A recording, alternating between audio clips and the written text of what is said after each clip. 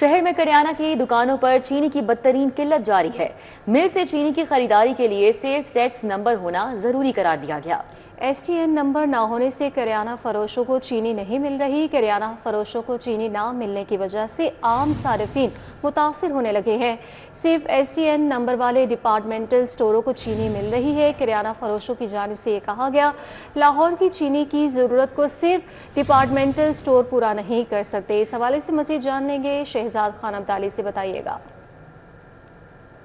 बिल्कुल, लाहौर शहर में आज भी किराने की दुकानों पर चीनी की किल्लत जो है वो देखी जा रही है, क्योंकि हुकूमत ने जो मिडल मैन और इसके अलावा होल सेलर है उसका किरदार काफ़ी हद तक कम कर दिया है। और ये कंडीशन जो है वो आयद की गई है कि जिन किराना फरोशों के पास GST का नंबर है, यानी जनरल सेल्स टैक्स नंबर है, वो मिलों से बराह रास्त चीनी भी ले सकते हैं और चीनी सेल कर सकते हैं। ये इकदाम इसलिए किया गया था ताकि जो गिरां फरोशी की शिकायत हैं, चीनी महंगी मिलने की शिकायत है, इनको दूर किया जा सके। लेकिन सितम ज़रीफ़ी ये है कि लाहौर शहर के अंदर 2 से 3% किराना फरोशों के पास GST का नंबर मौजूद है और सिर्फ वही चीनी मिलों से बराह रास्त लेने के मजाज हैं। इसके अलावा जो आम किराना फरोश हैं जिनके पास GST का नंबर नहीं है, वो मिलों से चीनी नहीं ले पा रहे और इसलिए लाहौर चीनी के हवाले से ड्राई नज़र आ रहा है। लेकिन जो डिपार्टमेंटल स्टोर हैं उन पर चीनी मौजूद है, क्योंकि वहाँ पे GST नंबर मौजूद होता है, इसलिए डिपार्टमेंटल स्टोर में चीनी लेकर फ़रोख्त करने में मसरूफ़ हैं। लेकिन डिपार्टमेंटल स्टोर शहर लाहौर की तमाम आबादी को कैटर नहीं कर सकते। इस हवाले से लाहौर किराना मर्चेंट एसोसिएशन ने मौक़िफ़ अपनाया है कि हुकूमत DC के ज़रिए किराना फरोशों को चीनी दे, जो GST बनती है वो उनसे ले ली जाए, लेकिन किराना फरोशों को चीनी जो है वो फराहम की जाए, क्योंकि किराने की दुकानों पे अगर चीनी नहीं होगी तो फिर शहरियों को चीनी मिलना मुश्किल है। डिपार्टमेंटल स्टोर 1,50,00,000 की आबादी वाले शहर को पूरी तरह से इसकी ज़रूरत को पूरा नहीं कर सकते। और कीमतों के हवाले से भी आपको बताते चलें, जो चीनी की कीमतें हैं वो भी इस वक्त ओपन मार्केट के अंदर उसी सतह पर बरकरार है। हुकूमत कह रही है 173 रुपये बेचें, जबकि जो किराना फरोश हैं अगर वो GST के बगैर चीनी लेते हैं तो उनको चीनी का थैला 8,900 रुपये का पड़ता है। 178 रुपये फ़ी किलोग्राम चीनी पड़ती है। जी, बहुत शुक्रिया शहजाद। चीनी के बाद घी की कीमतों में इजाफे का सिलसिला शुरू हो गया। दर्जा दोम का घी 6 रुपये 20 पैसे महंगा हो गया है। सदर करियाना मर्चेंट्स ताहिर सकलैन बट की जानिब से कहा गया है, दर्जा दोम का घी 525 रुपये फ़ी किलोग्राम हो चुका है, जबकि कंपनियां घी की कीमतों में मजीद इजाफे का इंदिया दे रही हैं। चीनी के बाद घी की कीमतों में भी इजाफे का सिलसिला शुरू हो गया और दर्जा दोम का घी 6 रुपये 20 पैसे महंगा हुआ। सदर करियाना मर्चेंट ताहिर सकलैन बट की जानिब से कहा गया है कि दर्जा दोम का घी 525 रुपये फ़ी किलोग्राम महंगा हो गया है और कंपनियां घी की कीमतों में मजीद इजाफे का भी इंदिया दे रही हैं। ये बताया गया है सदर ताहिर सकलैन की जानिब से। तो चीनी के बाद घी की कीमतों में भी इजाफे का एक नया सिलसिला शुरू हो चुका है। दर्जा दोम का घी 6 रुपये 20 पैसे महंगा हो गया। दर्जा दोम का घी 525 रुपये फ़ी किलोग्राम हो गया। कंपनियां घी की कीमतों में मजीद इजाफे का इंदिया दे रही हैं। सदर करियाना मर्चेंट्स की जानिब से कहा गया है। शहर में गिरा फरोशी का सिलसिला थम नहीं सका। जिले इंतजामिया अपने ही निर्खनामे पर अमल दरामद करवाने में नाकाम नजर आती है। शहर में बुनियादी अशाए खुरनोश की महंगे दामों फरोख जारी है। दूध और दही 30 से 40 रुपये इजाफी कीमत पर फरोख्त हो रहे हैं। दूध सरकारी कीमत 170, मार्केट में 220 रुपये लीटर में फ़रोख्त जारी। दही सरकारी कीमत 180, मार्केट में 230 रुपये किलो में फ़रोख्त जारी। प्राइस कंट्रोल मजिस्ट्रेट्स मौसर कार्रवाइयाँ करवाने में नाकाम हो चुकी हैं। शहर में गिरा फरोशी का सिलसिला नहीं थम सका। ज़िला इंतज़ामिया अपने ही निर्खनामे पर अमल दरामद करवाने में नाकाम है। शहर में बुनियादी अशाए खुरनोश की महंगे दामों फरोख्त जारी है। अब बात करें मौसम के हवाले से, तो शहर में गर्मी का राज, हब्स और घुटन की शिद्दत में भी इजाफा हो गया। आसमान पर सूरज और बादलों के दरमियान आग मचोली जारी है। मौजूदा दर्जा हरारत की बात की जाए तो 31 डिग्री सेंटीग्रेड तक रिकॉर्ड किया गया है। कैसा मौसम है आज, आने वाले दिनों में कैसा रहेगा, समरा फातिमा से जान लेते हैं। जी समरा।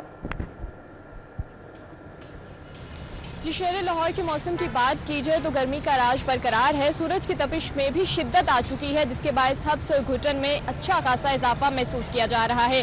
3 किलोमीटर फी घंटा की रफ्तार से हवाएं चलने का सिलसिला जारी है और हवाएं जो है वो साकिन नजर आ रही हैं और आसमान पर मौजूद बादल भी शहर लाहौर का मौसम जो है वो खुशगवार बनाने का बायस नहीं बन पा रहे। इस वक्त शहर लाहौर का मौजूदा दर्जा हरारत 31 डिग्री सेंटीग्रेड तक रिकॉर्ड किया जा रहा है, जबकि ज्यादा से ज्यादा 38 और कम से कम 28 डिग्री सेंटीग्रेड रहने का इम्कान है। हवा में नमी का तनासुब 75% है और इसी के साथ साथ महकमा मौसमियात की जानिब से ये कहा जा रहा है कि आज शहर का मतलब दूसरी तौर पर अबर आलूद रहेगा। सूरज और बादलों के दरमियान आंख मचोली भी जारी रहेगी, जबकि सिर्फ 10% तक ये इम्कान जाहिर किए जा रहे हैं कि आज शहर लाहौर में बादल बरसेंगे। महकमा मौसमियात की जानिब से ये भी कहा जा रहा है कि आइंदा आने वाले 2 रोज में भी सूरज और बादलों के माबैन अटकलियां जारी रहेंगी, जबकि 5 से 20% तक इम्कान हैं बारिश के। और साथ ही साथ ये भी कहा जा रहा है कि आइंदा आने वाले हफ्ते में गरज चमक के साथ काली घटाओं के साथ इम्कानात हैं कि शहर लाहौर में जमकर बादल बरसे। तो ऐसी सूरत हाल में महकमा मौसमियात की जानिब से शहरियों को अलर्ट रहने का कहा जा रहा है और साथ ही साथ ये भी कहा जा रहा है कि वो एहतियाती तदाबीर पर अमल दरामद को यकीनी बनाए रखें।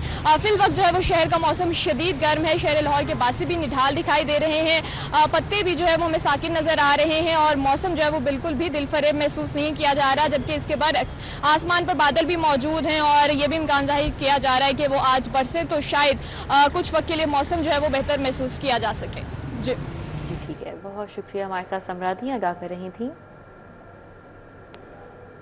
साबिक गवर्नर मियां अजहर मरहूम के घर सियासी और समाजी शख्सियात की आमद का सिलसिला जारी है। मियां हमाद अजहर के साथ मुलाकातें और वालिद के इंतकाल पर ताज़ियत की गई। सीनियर लीगी रहनुमा सुहेल ज़िया भट्ट ने मियां हमाद अजहर से वालिद की वफ़ात पर इजहार ताज़ियत किया। चेयरमैन PTI बैरिस्टर गौहर की हमाद अजहर से मुलाकात हुई और मियां अजहर की वफ़ात पर ताज़ियत। कौन कौन सी अहम शख्सियात पहुँची, जान लेते हैं, हमारे साथ उस्मान खादिम कंबू हैं। जी उस्मान।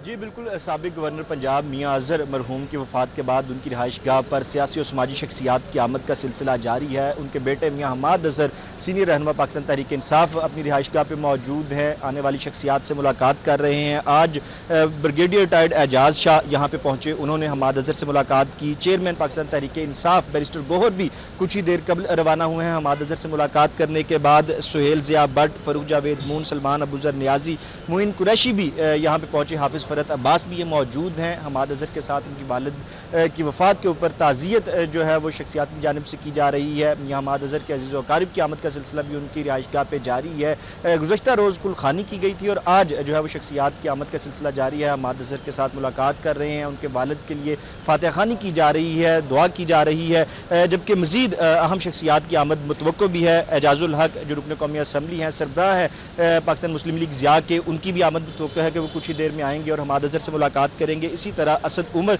और साबिक स्पीकर पंजाब असम्बली सिब्तैन खान भी आज शाम 5 बजे हमाद अजहर की रिहाइशगाह पहुँचेंगे, हमाद अजहर के साथ मुलाकात करेंगे, उनके वालिद मियां मोहम्मद अजहर मरहूम की वफ़ात के हवाले से उनसे ताज़ियत करेंगे और फातिहा खानी की जाएगी। जी ठीक है, बहुत शुक्रिया उस्मान खादिम कंबो आपका। आपको बताएं कि सदर PTI पंजाब हमाद अजहर का सरेंडर करने का फैसला सामने आया है। हमाद अजहर का अदालत के सामने सरेंडर करके जमानत की दरख्वास्त देने का फैसला। जी हाँ, ज़राए के मुताबिक बताया गया है कि हमाद अजहर ने करीबी साथियों से मुशावरत मुकम्मल कर ली है। हमाद अजहर ने मुशावरत के लिए अपनी वकला टीम को बुला लिया। हमाद अजहर ने जमानत न मिलने की सूरत में जेल जाने का फैसला कर लिया है। हमाद अजहर 2 साल से रोपोश रहने के बाद वालिद की वफ़ात पर सामने आए हैं। सदर PTI पंजाब हमाद अजहर का सरेंडर करने का फैसला है। हमाद अजहर का अदालत के सामने सरेंडर करके जमानत की दरख्वास्त देने का फैसला।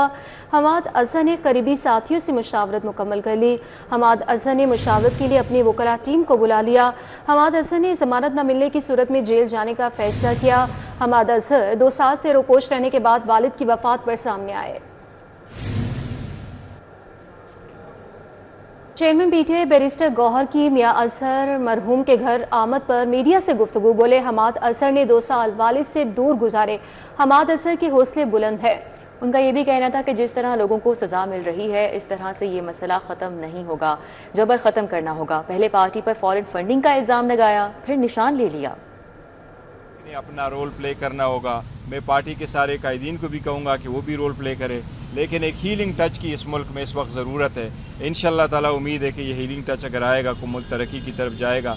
देखिए, पहले पार्टी पे इल्ज़ाम लगाया गया कि फॉरेन फंडिंग की है, तो पार्टी को आपने डिस्टर्ब किया, फिर आपने पार्टी से निशान ले लिया, फिर आपने पार्टी के जो लोग इलेक्शन लड़ रहे थे उसको इलेक्शन लड़ने नहीं दिया, फिर जब सीटें आईं तो आपने उनका मैंडेट चोरी किया, उसके बाद 77 सीटें आपने रिज़र्व ले ली, उसके बाद 3 सीटें आपने रिकाउंटिंग में ले ली, उसके बाद रेफरेंसेस फाइल करा कि वो सीटें चली गई।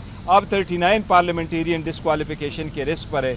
ये सब मिला के तो 120 सीटें हो जाएंगी कि आप 120 सीटें मैंडेट के अलावा आप लेना चाह रहे हैं। अगर ऐसा ही है और ऐसे ही एक पॉलिटिकल पार्टी को आप साइड लाइन कर रहे हैं तो मेरा ख्याल है ये मुल्क के लिए, जमहूरियत के लिए अच्छा शगुन नहीं होगा। तो सब लोगों ने बर्दाश्त किया। अब हमाद अज़हर साहब की मिसाल ले ले, 2 साल अपने फैमिली, अपने वालदेन से, बच्चों से दूर रहना रूपोशी में, ये कोई आसान काम नहीं है। ये सिर्फ़ और सिर्फ उन्होंने जमहूरियत की खातिर किया है, इस नज़रिए के साथ किया है। मैं समझता हूँ इंशाअल्लाह ताला अभी बेहतरी की तरफ जाना चाहिए। सेनेट में नून लीग के अब्दुल करीम को बतौर आज़ाद उम्मीदवार कामयाबी का नोटिफिकेशन जारी कर दिया गया। पंजाब से सेनेट की सीट पर मुंतखब हाफिज अब्दुल करीम का नोटिफिकेशन जारी किया गया। इस हवाले से बात कर लेते हैं, उस्मान खादिम कम्बो हमारे साथ हैं। जी उस्मान।